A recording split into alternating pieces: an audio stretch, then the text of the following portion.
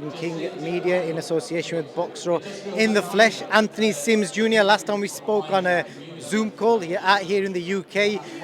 Interesting fight. Very interesting.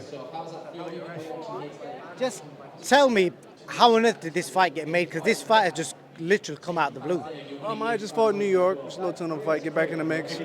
And these two matchmakers reached out to my manager, started conversing, set it up, and built the fight. Interesting stuff, man. Have you heard of Zach Chully prior to having this fight put to you? Have you seen him before? Yes, I have, and I'm not ignorant. I'm very aware of anybody's in my weight class, anybody's around. So I heard about him, I say maybe a year or so ago. And when they brought it to my attention to fight him, I said, yeah, this would be a great fight. Styles make fights. I think he's a good fit for me.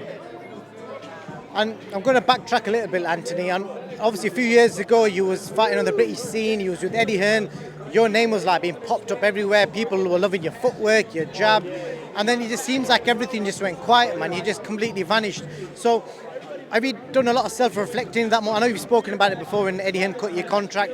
Have you done any self-reflecting? Is there anything maybe you could have done different, do you think? If I could do it again, I'd do it all the same way. And this is why. Boxing is all about adjusting and learning. If you're not learning or adjusting or growing, then nothing's changing. And boxing's about phases as well, whether it's a different phase with a different coach, a different phase with a different manager, or change promoters and go in another direction. Things happen the way they did, and that time period, 2 or 3 years, 4 years since you've seen me in England, I got to become a true professional. Before I was just talented, great footwork, had a little spice to me, but now I'm a true professional. When I say true professional, that's my approach to boxing. That's my respect for boxing. I don't play with boxing no more. Before I played with boxing, I played with training. Now my approach, my mindset, my understanding of boxing, I respect boxing. It's completely changed. You talk about the Roberto Duran's, Tommy Hearns, Marvin Hagler's. All these fighters lost. And it gave them a deeper respect for boxing because they knew if you don't respect it, the same outcome's going to happen again.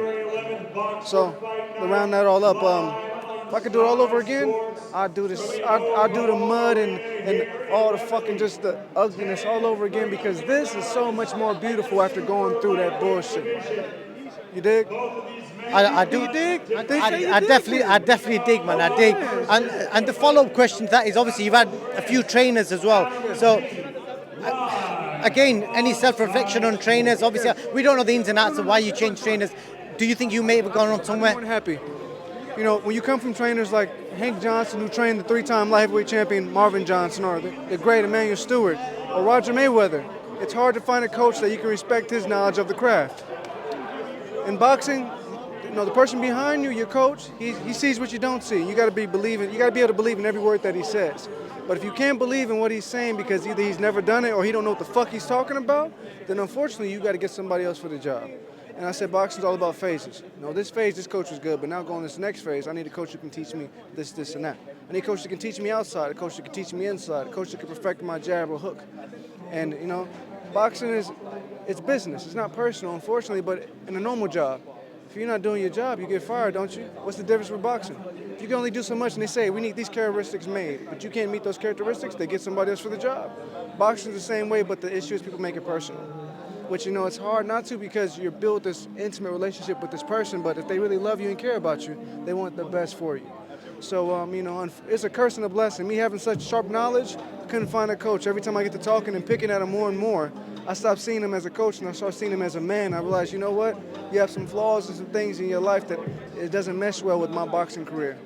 You got you got some things in your closet that doesn't mesh well with what I'm trying to do. I need somebody just devoted and true to boxing as I am. I live it, I breathe it, I see it every day. I can't have somebody, unfortunately, I can't have a coach that has a full-time job and he can only see me 2 or 3 times a week. It's fucked up, but that's what it is. I need an old school coach like an Eddie Futch or a Bill Miller. Bill Miller, James Toney, Eddie Futch, he had 3 to 4 people to beat Ali. All they did was live and breathe boxing. They didn't have any other job but boxing. So, this is the coach I have now. I have a Pedro Hernandez. He used to work with Madonna. He's from Argentina, Olympic coach as well. Full-time boxing coach. Great, sharp, and a fucking drill sergeant. And that's what I need. Old school on my ass, 24/7, every day. I can call him anytime. We watch film, and we dissect boxing. And that's what I have. I have a full-around team. Great manager. The worst part is when you think you got something, but you don't. It's a saying, even salt look like sugar. You don't know what you got until you taste it. So this whole fucking time I've been drinking salt in my tea. Can you imagine how nasty that shit is? Salt in your tea? Now I have sugar in my tea now, bro. I have sugar in my tea now. Is that good? Is that good? No. That's pretty good. That's the best way to put it. Now, I know what I have, and as a professional, I've mastered what I have. The worst thing you can do is doubt what you have. I know my arm reach now. I know my body. I know what I can get away with, my speed, my power. I know what works for me, what doesn't. So it's just coming around and just maturing into an all-around fighter and a professional, and that's what I've done. And talking about your opponent, the last time you fought somebody with a similar style, big puncher, all out aggressive, was Angulo. No, it's not. Is it? It's not even a similar No, style. no. Not even close. People keep saying that, but you can't compare Ramir Angulo to fucking Zach Chelly. I'm not shooting him. Somebody who's just going to come at you and throw punches, because that is Zach's style. That's never been an issue. See, Devin Alexander came forward and threw punches. Morgan Fish came forward and threw punches. Mario Aguilar came forward and threw punches. And all these guys had winning records. They weren't bums. Zach Chelly, I put this. Ignorance is lack of knowledge. If you knew better, you do better. He doesn't know boxing the way I do, so he's just coming forward not knowing the consequences. He jabs and keeps his chin straight in the fucking air. When he throws a right hand, he drops his left hand. I'm going to execute on these mistakes he makes, but it's just, you can't compare Ramir Angulo and even me as a fighter. The worst thing you could do. Just on that point, the biggest criticism from that fight, because everyone expected you to blitz Angulo at the time, was being gun shy. That's what people are saying. What do you draw from that experience, and you make sure that this time, massive opportunity on a big stage, Sky Sports in the UK. If you win this fight, mate, you've got big opportunities. When I win this fight, people don't know is, things happen, but in that fight, my coach had got mad because I wasn't making my manager. He wanted a higher percentage. So in the ring, I asked him for water, and I said, Coach, I just got caught with a punch in the early rounds. Like, I got caught, Coach, what'd I do? He squirted water in my face and told me, you should have made me a manager. That's what I was dealing with. So it wasn't so much the opponent in front of me. I wasn't there. He's gun shy. You see, Angulo basically didn't fucking hit me with anything. And I slipped everything, but I wasn't there, and shit happens. I lost. He beat me fair and square. But the issue, the biggest mistake somebody can make is thinking they're fighting that magician, because I'm no longer that magician. Now you're going to see a cold Amino and all black magician. And I got a fro, if you don't know.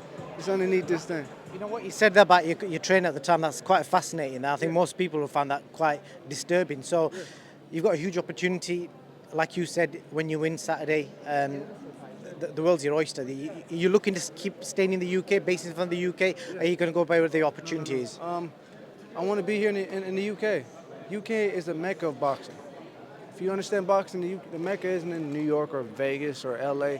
It's here in the UK because Mecca's in Saudi. Hey, I mean, not that mecca, but boxing mecca. Man.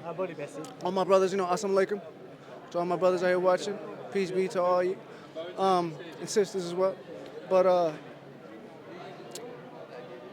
yeah, you're going to base yourself in the UK. I'm gonna be based in the UK. Yeah, it's great to be back here in the UK, and that's where I want to be at. I don't want to be anywhere else.